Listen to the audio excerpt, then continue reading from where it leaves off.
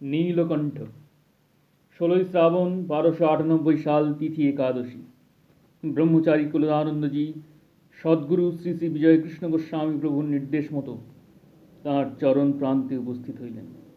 গোসাইজি উপবীত খানি হস্তে লইয়া ১২ বার গায়ত্রী জপ করিয়া প্রিয় শিষ্যের গলায় ফেলিয়া দিলেন।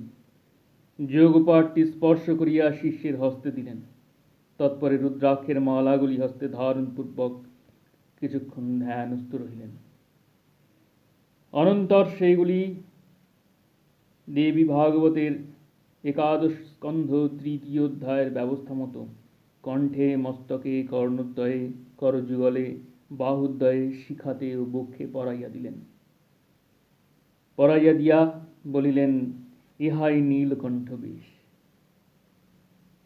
শিষ্যের শরীর ও মন পুলকিত রোমাঞ্চিত হইয়া উঠিল। চোখের জলে তিনি প্রার্থনা করিলেন, ঠাকুর, দয়া করিয়া যেমন আমাকে এই বেশ দিলে, তোমার দয়াতেই যেন এই বেশের মর্যাদা রক্ষিত হয়, নিয়ত যেন অনুগত থাকি। অতি নির্মখনাদেব কালকূটস্তুতঃ পরম জগদাবৃত্য সহসা সধুমোহগ্নিরিব জ্বলন त्रैलोक्यं महितं यस्य गन्धमघ्राय तद्विषम् प्राग्रसल्लोकरक्षार्थं ब्रह्मणो वचनाच्छिव दधार भगवान् कण्ठे मन्त्रमूर्तिर्महेश्वरः तदा प्रभृति देवस्तु नीलकण्ठ इति श्रुतः।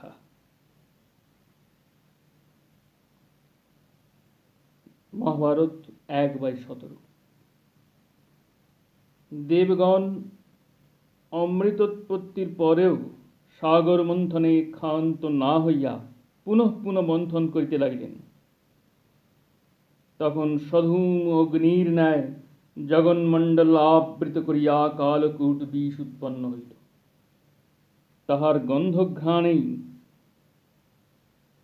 ত্রিলোকস্থিত লোক সকল অচেতন হইয়া পড়িল। তখন ব্রহ্মার অনুরোধে মন্ত্রমূর্তি ভগবান মহেশ্বর সেই কালকূট বিষ পান করিয়া কণ্ঠে ধারণ করিলেন এবং তদবধি তিনি নীলকণ্ঠ নামে বিশ্রুত হইলেন। ওম নীলকণ্ঠায় তে নমঃ।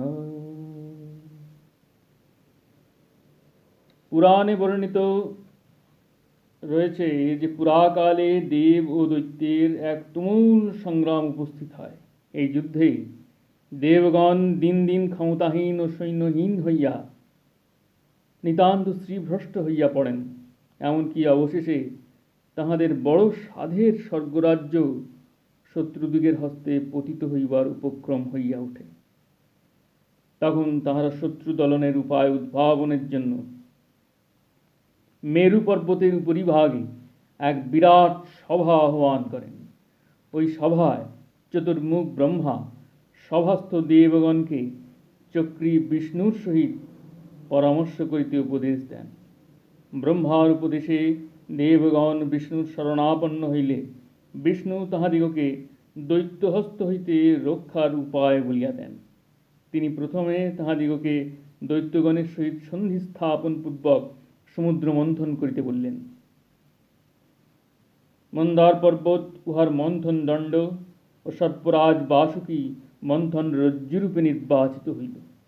তিনি আরও বলেন, সমুদ্র মন্থন দ্বারা যে অমৃত উৎপন্ন হইবে, উহা ভক্ষণ করিয়া অগ্রে তোমরা অমরত্ব লাভ করো। দৈত্যদেরও তোমাদের সহিত সমুদ্র মন্থন করা আবশ্যক, কারণ তাহাদের শক্তি সামর্থ্য তোমাদিগের অপেক্ষা অনেক অধিক। দেবরাজ ইন্দ্র বিষ্ণুর উপদেশক্রমে দৈত্যরাজ বলির নিকট সন্ধির জন্য উপস্থিত হইলে দেব ও দৈত্য একত্র হইয়া দুগ্ধ সমুদ্র মন্থনে প্রবৃত্ত হন। বিষ্ণুর উপদেশানুসারে দুগ্ধ সমুদ্রে ঔষধমূলক গাছগাছড়া নিক্ষেপ করিয়া মন্দার পর্বত ও বাসুকীর সাহায্যে দেবদৈত্য মন্থন আরম্ভ করেন।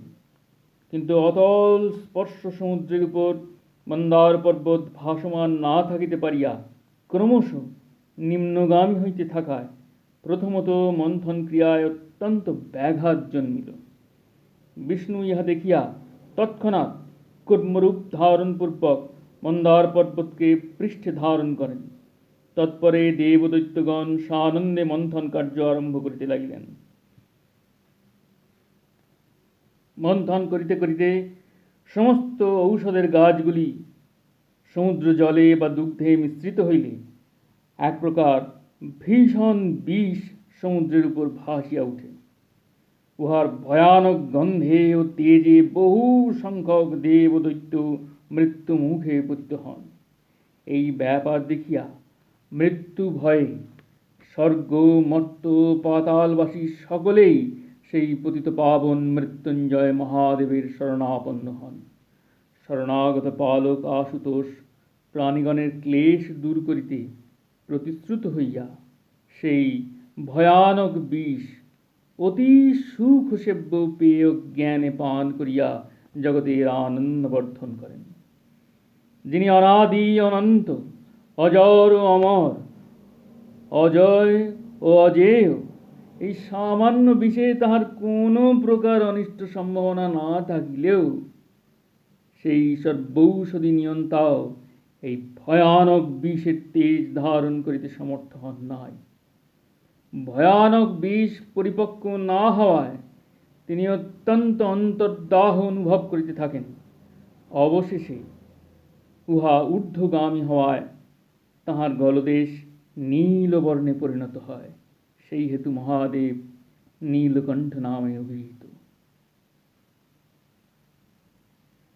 কুলদানন্দজি যে রোজ নামচা লিখিতেন, সেই সুন্দর পুঁথি মস্তকে ধারণ করিয়া গোস্বামী প্রভু আশীর্বাদ পূর্বক বলিয়াছেন, 100 বৎসরে এইগুলি ঘরে ঘরে শাস্ত্ররূপে পঠিত হবে।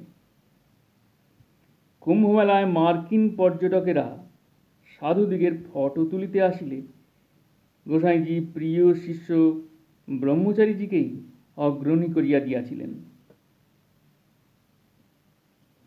গোস্বামী প্রভু বলিয়া গিয়াছেন, ঘরে ঘরে সদ্গুরুর সেবা পূজা প্রতিষ্ঠা করাই আমার এবারকার আগমনের উদ্দেশ্য। তাহার অনুশাসন শাস্ত্র ও সদাচারের সহিত যাহা না মিলিবে তাহা বিষবৎ ত্যাগ করিবে। ব্রহ্মচারীজিকে তিনি সেই যুগ প্রয়োজনেই গড়িয়া তুলিয়াছিলেন, শাস্ত্রানুসারে প্রকৃত নৈষ্ঠিক ব্রহ্মচারী রূপে। ব্রহ্মচারীজিও শ্রীগুরুর সেই ব্রত পালন করিয়া গিয়াছেন কঠোর নিয়মে। দেশের আজ বড়ই দুর্দিন, অন্ধ তামস ভাবে দেশ সমাচ্ছন্ন। ভবিষ্যৎ প্রলয় কল্পনায় সকলেই আতঙ্কগ্রস্ত। জগতের সমস্ত হলাহল নিজ কণ্ঠে ধারণ করিয়া বিপন্ন জীবকে শান্তি ও মুক্তির পথ দেখাইবার প্রয়োজনেই এই নীলকণ্ঠ লীলার অবতারণা। এই লীলার অনুসরণেই যে জীবের যথার্থ কল্যাণ, তাহা মর্মে মর্মে উপলব্ধি করিবার দিন ঘনাইয়া আসিয়াছে।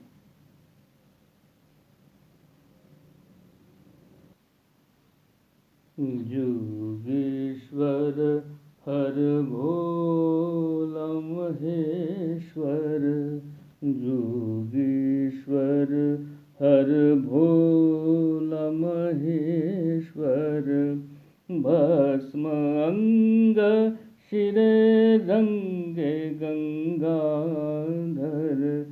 योगीश्वर हर भोला महेश्वर, योगीश्वर हर भोला महेश्वर, महाछंद आनंद बाजे गाल, पिरान बाग चाल, कंठ दुंदमाल, परम भिखारी भव भय हारी, शशान चारी शशांक शेखर, योगेश्वर हर भोला महेश्वर, योगेश्वर हर बोल महेश्वर भस्म अंग शिरे रंग गंगाधर